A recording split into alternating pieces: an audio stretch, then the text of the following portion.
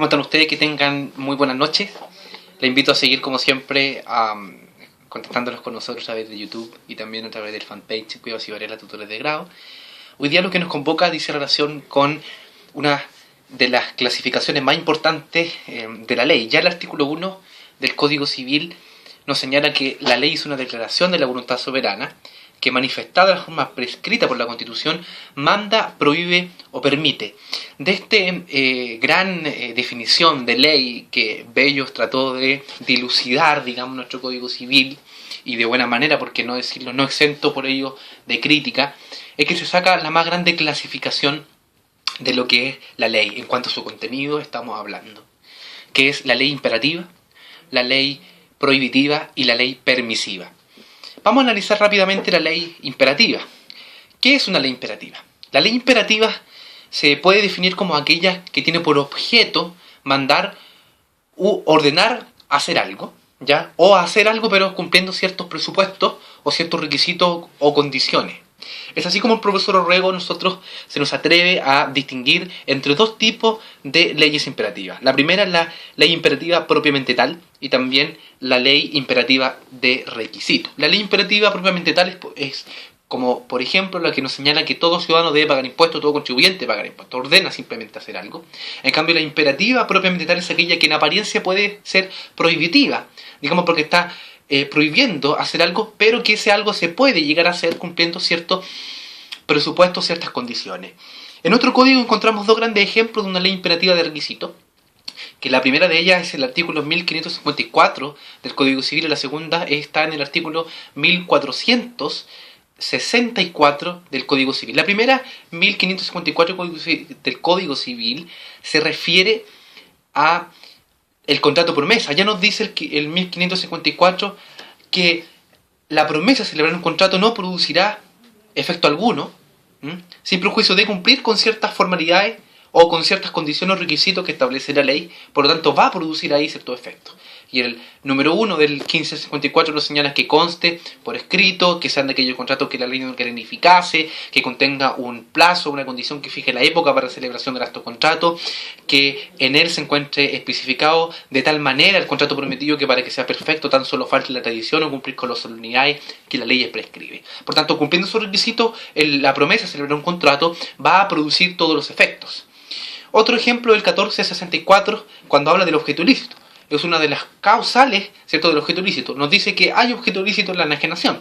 La del número 1 y 2, la mayoría de los autores dicen, son prohibitivas. ¿Por qué? Porque hay objeto ilícito, primero en el número 1, la enajenación de los privilegios o derechos personalísimos o derechos que solamente se deben a ciertas personas o que se otorgan a ciertas personas. El segundo es las cosas incomerciables. El tercero y el cuarto serían los que los autores dicen, entre ellos el profesor Velasco Letelier, ¿verdad?, que son imperativas de requisito, porque señalan que hay objeto ilícito en la enajenación. Número 3, de las cosas embarcadas por decreto judicial, a menos que el juez lo autorice o el acreedor consciente en ello. Y número 4, de las cosas cuyo derecho se está litigando con permiso del juez que conoce el litigio. Por tanto, cumpliendo esas condiciones, del 1464, número 3 y 4, sería una imperativa de requisito. Por otro lado, encontramos entonces la ley prohibitiva, y requerimos mucha atención al respecto. La ley prohibitiva es aquella que prohíbe, bajo todo respecto, realizar un acto o contrato o algún acto jurídico en general, que bajo ningún tipo de circunstancia o imperativo jurídico se puede realizar. Ejemplo de una ley prohibitiva propiamente tal es el artículo, yo siempre lo digo, el artículo más corto del Código Civil, el 1004, en materia sucesoria, nos dice que la facultad de testar es indelegable. Por otro lado, encontramos entonces a la ley permisiva, que aquella que simplemente nos está permitiendo ya hacer o no hacer algo. En este caso nos está permitiendo, ¿cierto?, hacer algo, en el ejemplo, como por ejemplo, o que te faculta, digamos, hacer algo. Yo siempre doy como ejemplo el artículo 1505 del Código Civil, un ejemplo mío, ¿ah?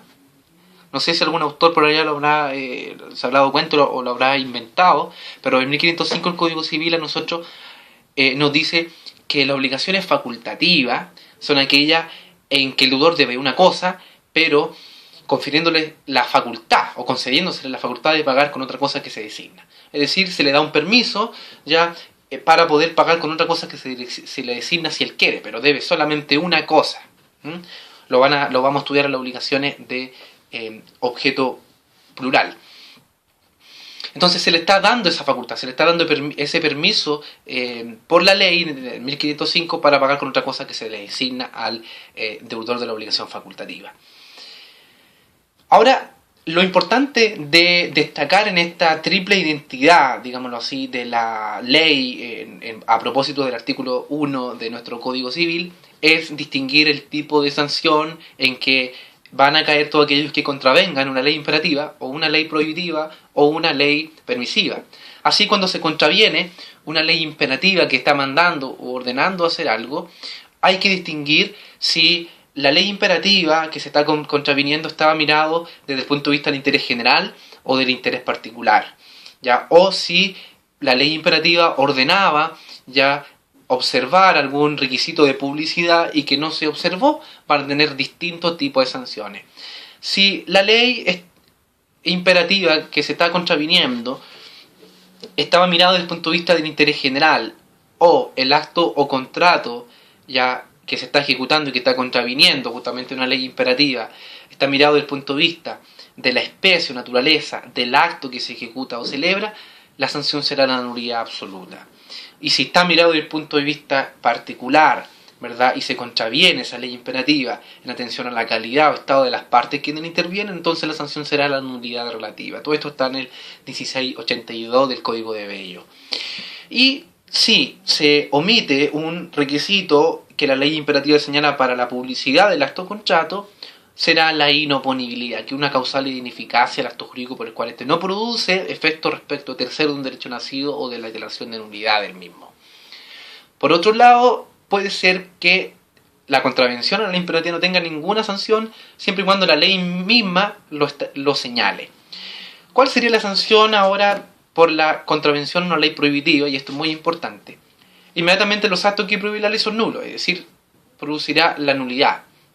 Pero no sabemos nosotros qué nulidad sería, ¿verdad? Entonces vamos a tratar de dilucidar cuál sería la sanción a partir de 3 artículos, o del triunvirato de artículos, que es el artículo 10, el artículo 1466 y artículo 1682 del Código Civil. El artículo 10 del Código Civil ya nos dice que los actos que prohíbe la ley son nulos y de ningún valor. Sabemos que la sanción por la contravención de la ley prohibitiva será la nulidad, pero ahora hay que distinguir si será la nulidad absoluta o la nulidad relativa. Por lo tanto, ¿dónde nos vamos? Nos vamos al segundo fundamento, que es el artículo 1466 del Código Civil, que nos dice que los actos que contravienen a la ley adolecen de objeto ilícito. Hay un objeto ilícito en el fondo de los actos que contravienen a la ley. Por tanto, sabemos que el artículo 10 nos señala que los actos que prohíben la ley son nulos, por tanto hay que distinguir qué nulidad es, y los actos que contravienen a la ley, lo dice el 1466, producen o acarrean un objeto ilícito. Y el artículo 1682 del Código de Bello nos señala que los actos que adolecen de objeto ilícito acarrean, ¿qué cosa? La nulidad absoluta como sanción. Por lo tanto, juntando, ¿cierto?, aunando estos 3 artículos señalados precedentemente, tenemos que la sanción a la contravención de la ley prohibitiva es la nulidad absoluta. ¿Cuál sería la sanción de la contravención de una ley de carácter permisiva? Bueno, por regla general no tiene sanción, pero los autores son contestes en señalar que en virtud de la doctrina del abuso del derecho, cuando una persona ya ejerce su derecho de mala manera, causando un daño o perjuicio a otro, justamente va a ser acreedor de indemnizar los perjuicios. Por lo tanto, vemos la más general de las sanciones para la contravención de una ley o abuso de una ley permisiva sería abuso del derecho, ya la responsabilidad que se materializa en la indemnización de perjuicios, ¿ya? Yo siempre pongo un ejemplo acá que es un poco rebuscado, pero que los que tuvieron con el profesor Ruz, por ejemplo, en la Universidad de Santo Tomás Quiebra, pueden también reconocer esto. En el artículo 117 de la ley 20.720 sobre la liquidación de una persona, el procedimiento concursal de liquidación, vemos nosotros las causales por el cual se puede someter a una persona a la liquidación. El número 1 dice simplemente cuando el deudor, ¿cierto?, ha incumplido una obligación que consta en título ejecutivo para con el acreedor solicitante. ¿Qué pasa? Que cuando un deudor debe un tipo de obligación, ¿verdad? O está en mora de cumplir, y ese incumplimiento consta en un título ejecutivo con el acreedor solicitante, perfectamente ese acreedor puede demandar a ese deudor en un juicio ejecutivo de tutela individual y no tiene para qué someterlo a un juicio concursal o un procedimiento concursal de liquidación que es de tutela colectiva. Por lo tanto, si detrás de esa intención de someterlo a un procedimiento concursal de liquidación está el hecho de privarlo de la posibilidad de pagar sus bienes en el futuro, ya lo que se está haciendo en el fondo, sometiéndolo al procedimiento de liquidación, es que caiga lo más rápido posible a la liquidación o a la ex quiebra. Por tanto, lo que se estaría haciendo ahí, según el profesor Rus, es un abuso del derecho, y si logra probar su solvencia este deudor, ya perfectamente puede demandar un sede extracontractual al acreedor por responsabilidad extracontractual para que le indemnice sus perjuicios. Es bastante rebuscado, pero si ustedes logran dar ese ejemplo, digámoslo así, los profesores en el grado no tendrán mucho que decir porque es un muy buen ejemplo.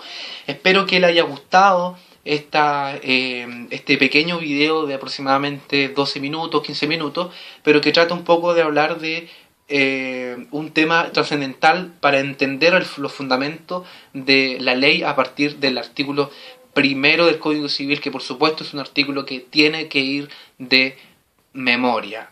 En un próximo video estaremos analizando otras materias y, por qué no, también señalando qué artículos son más importantes para efectos del examen de grado y que debemos conocer, ojalá, de memoria, y señalándolo al profesor en examen de grado. Yo creo que es una de las formas más bonita, digamos, de aprobar un examen de grado sabiendo la ley, que es lo fundamental, más que el apunte mismo, digámoslo así. Que estén muy bien, que tengan todos ustedes muy buenas noches.